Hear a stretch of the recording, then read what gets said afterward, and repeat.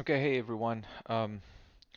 So this past weekend at DerbyCon, I had an opportunity to hijack one of the tracks and talk about something I've been working on for a while. I really wanted to get to it in my new PBAC class. This was the first time I ran it at DerbyCon, but I had just enough content for 2 days, so I didn't get to actually cover it in the class. But that's okay. It's not supposed to be part of the class anyway. But I was able to get in front of some folks and kind of talk about this and yeah, I didn't give people much of a heads up there. So there was only about 15, 20 people in the room, and I wanted to be able to share some of that same information with everybody else. So I figured I'd just throw together a YouTube video and then put it out here for people to see.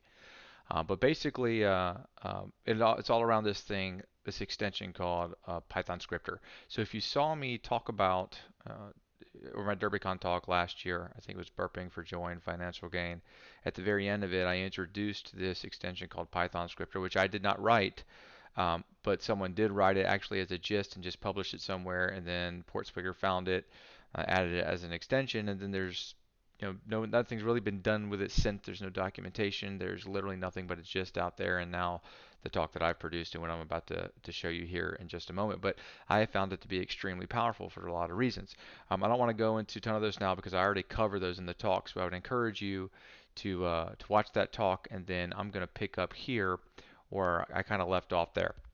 Okay, so I introduced this idea of having snippets that you would paste into this little script area here within Burp, and then every request and response that goes through Burp gets evaluated by these particular scripts. And so, if you've kept up with it over the past couple of years, because I think this is 2017, I gave the talk. Um, I've got this gist out here that's got a bunch of snippets, and the snippets are just things that I have found super helpful over the years, dealing with certain things inside Burp, mainly dealing with headers.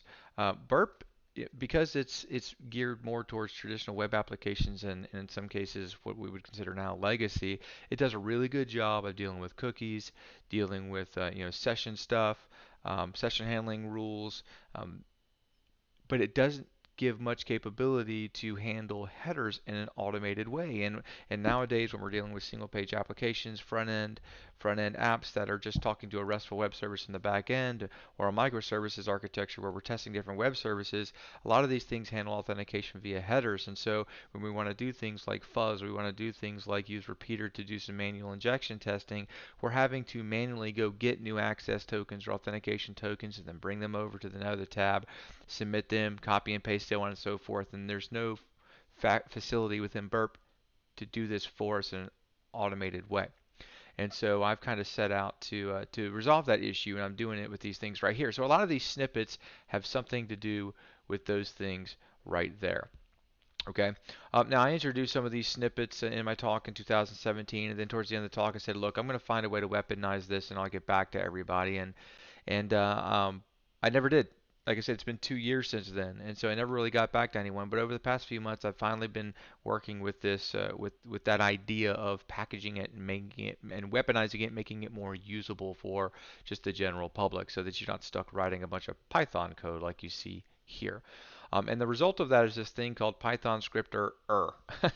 And so this is kind of it's kind of a joke just based on Kevin Cody and kind of how he describes himself as a stumble upon because PyScripter is out there. It's been used. That term has been used many times, and I consider like this whole project to be a hack on top of a hack, because the Python scripter extension is kind of a hack, and then this is a hack on top of that. So the PyScripter-er thing is just, it's kind of a joke in the name, but the capability is certainly really powerful and something worth using. So this is PyScripter-er, and ultimately what it does is it just packages all of those snippets that it packages all those snippets that you saw in my previous gist into a module that you can just import into the Python scripter extension and then call the different methods that you want to achieve certain functionality. And of course, it's extendable. Anybody can come. It's just a class. Basically, it exposes a class, and so you could always inherit that particular class and modify it as needed. So it's extensible in that way. So just to kind of overview the setup within Burp, some things that you would have to do get this up and running. You would need to install Python Scripter, and I've actually modified Python Scripter a bit. I'm probably going to submit a pull request to Portswigger for this, but basically the original Python Scripter did not allow you to interact with macros. And I'm going to show you here in a little while why it's so key that we're able to actually interact with macros from Python Scripter. And so I wanted to incorporate that functionality. So I was able to modify the original Python scripter extension to do that. And that's kind of what you see here as the modified version. The only thing that won't work in the original current B app and the one that I've modified is the macro stuff. Everything else within the PyScripter framework, if that's what you want to call it, will still work. Okay, so there's that. But to get it set up, you obviously have to go into your options. You've got to point your Python environment towards Jython. I think we're at 271 now, so I need to update this. But then I would also want to point it towards where my PyScripter-er.py file is sitting, the module. And so that's what I've done here as well. Now, for those of you that have used Python Scripter before, you know it gives you this nice little canvas right here. And I think the reason why a lot of folks dismiss this extension is they install it, they look at this canvas, and they go, this does nothing for me, and then they move on, right? But the reality is, as you saw in my talk, there's a lot of really powerful stuff that we can do here, mainly copy these snippets and pull them over. But let's leverage this power of Python Scripter because that's what this video is all about. So I'm just going to copy and paste a sample script over here. And basically what this script does is we're just importing my base class from the Python script-er module, and we're going to pass in all of the different items that this Python extension exposes from the extender API. So there they all right there. We're going to just pass them into instantiating our script. I'm turning script debug equals true. You don't need to do that. This is just something I do for development because I've added a thing in there that gives you more verbose output when you're building stuff. But in reality, like these 3 lines right there, that's static. Those are never going to change. It's always going to be the same. You put these to the top, and then you can access any of the things that are built into this particular module. Now, what are those things? Well, I've got a .help method that you can call that will show you. So with .help there, I'm going to go over to repeater, and I'm just going to send a request real quick. And if we go back to extender, into extensions, and we look at our output,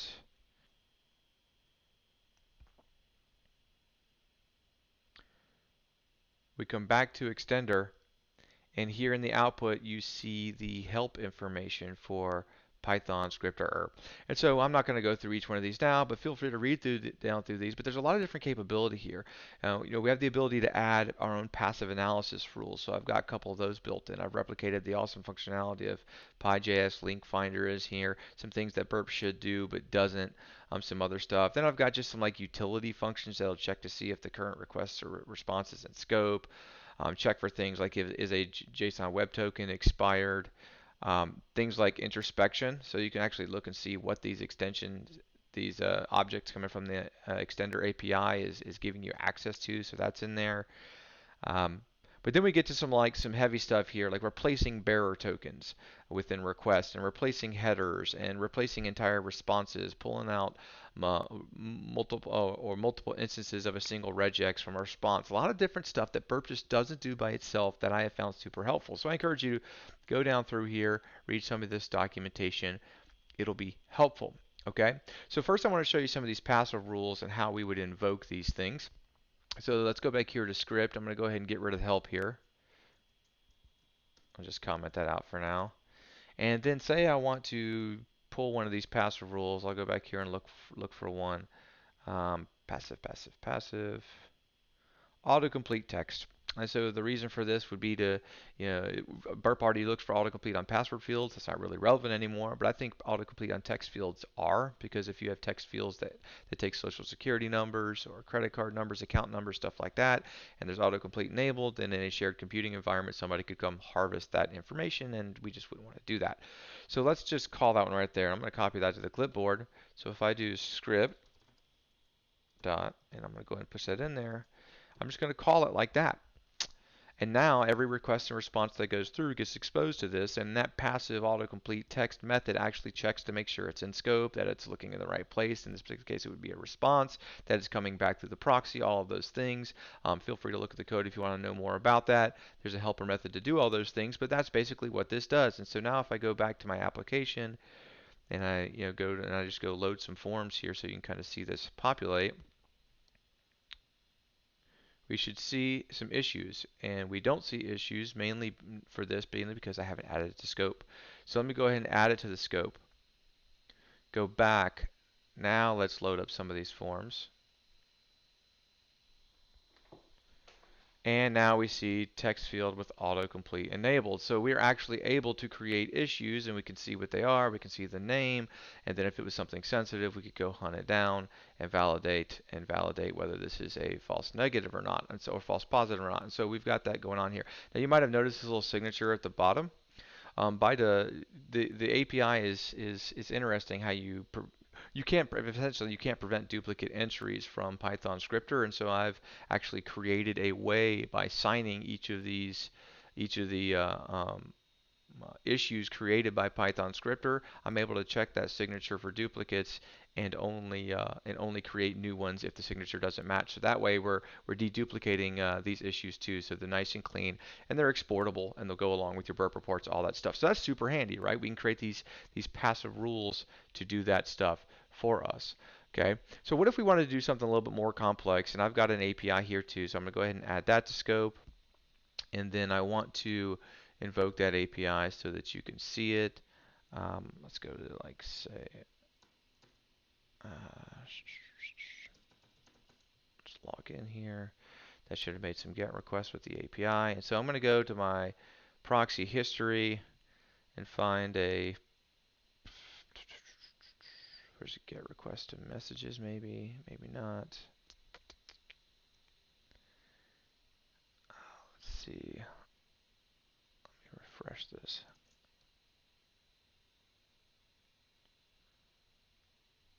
And then I'll create a quick message, remove it, just to get us something to work with up here. Okay, so here's our post to messages there. I'm going to right click, send this over to repeater, and I have this set up a specific way where I can actually just, the application will both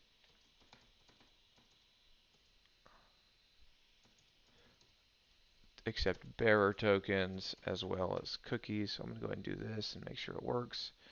Looks like it did. Okay. Yep, there we go. So it's successfully creating the message. Okay, so now I've got a request to send in a bearer token, and in testing RESTful web services, something I've had to do before is have a tab where I fetch access tokens, and another tab where I actually send the request, and I'll have to go here, fetch an access token, copy it, paste it into here, and hit go again, and it just becomes kind of painful. And I've wanted to automate it, but macros and session handling rules within Burp don't allow you to do that because they don't allow you to manipulate headers. And of course, the authorization header is a header here. And so I wanted to provide that functionality through Python scripter, and I was able to do that. So one way you could do it is to use the, let's see if I got my help out here. I certainly do. Oh, I've already pushed it out of the buffer, but basically it's the replace. I got it over here. Replace bearer token. So let's do this.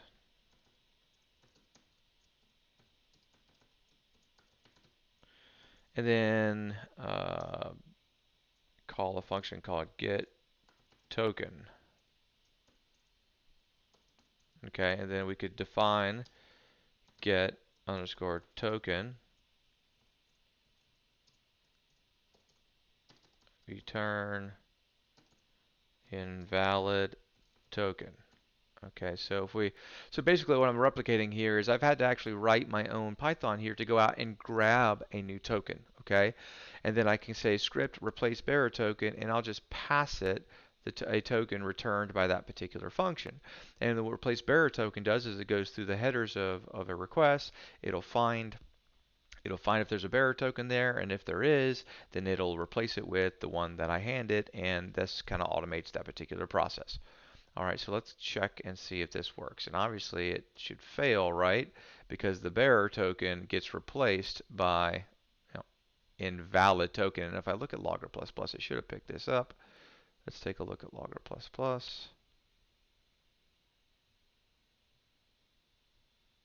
Yep, invalid token. So you can see Logger++ saw the bearer that the bearer was updated. Okay, so that's kind of cool, right? We can do some stuff with that, but we would have to actually use URLlib2 or the request module or something like that to go and write code to actually go fetch a new token. Now, it just so happens that BERT macros are really good at this. I mean, it's great. BERT macros are good at going and getting that information. The real problem comes down to how we invoke that macro and get that information into Python scripter, because session handling rules don't allow us to rewrite headers and so on and so forth. And so we need to be able to do that. So now I've written another version of this replace bearer token called ReplacebearerToken macro. Now this one actually takes a regular expression, and the regular expression it takes actually will parse something from the response that comes back from the macro and then replace the bearer token with that. And so the implied task here is we need to go set up a macro to actually do this. So let's go to project options. Let's go down to I think it's under sessions, macros, and let's create a macro to go out and fetch a token. So access token post right here. This is my post request with my username and my password. Hit OK.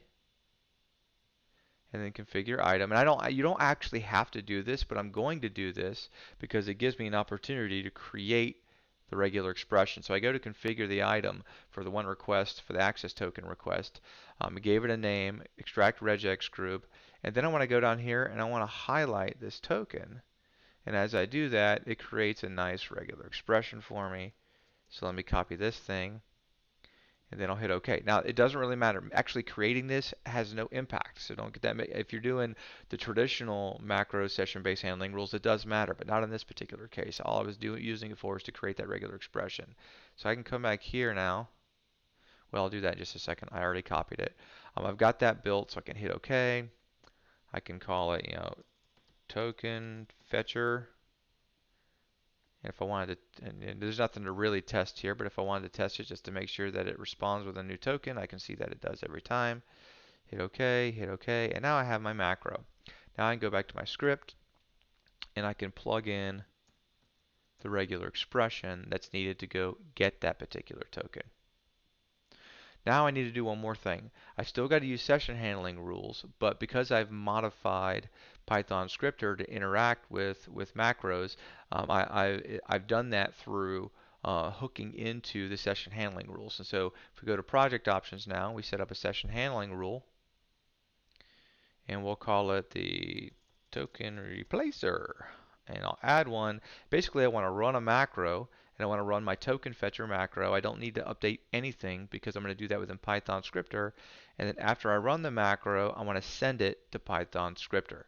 What that will now do is give me access to the macro response. Oh, and I need to actually add it to scope. It will now give me access to that macro response within this particular script here. So now replace bearer token macro looks for a request coming through that's flagged as coming from the macro. It will extract this token from it, and then it'll place it in the follow on request. And so let's give this a try. So in order, like this is a valid bearer token, so let's make it invalid this time around just by breaking it. And then we hit send, and we see that it works, and you actually saw this update. It updated with the new bearer token. And if we go to Logger++, you'll see that the macro fired a request out to access token. And notice that when the macro fires off, it's actually coming from tool repeater. Okay, so it'll never say macro in here, but that macro kicked off based on a request we made from repeater. So the macro went out to access token, pulled it back.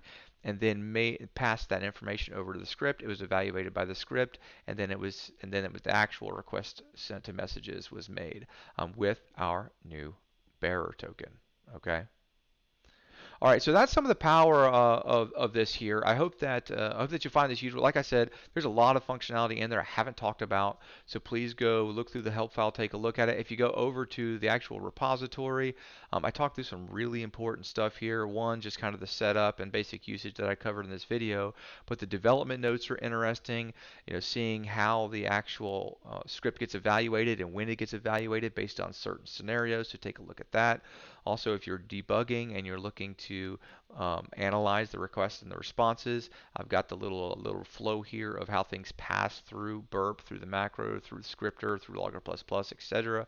And then I've actually copied and pasted the help output into the README as well, so that you can go through here and just kind of quickly look and see what's available. If you come up with interesting use cases, I encourage you, please submit pull requests, add to the project. Let's crowdsource this thing. Let's get this useful functionality out there that doesn't currently exist within Burp. So once again, hope you guys appreciate this and find it useful, and I look forward to your feedback.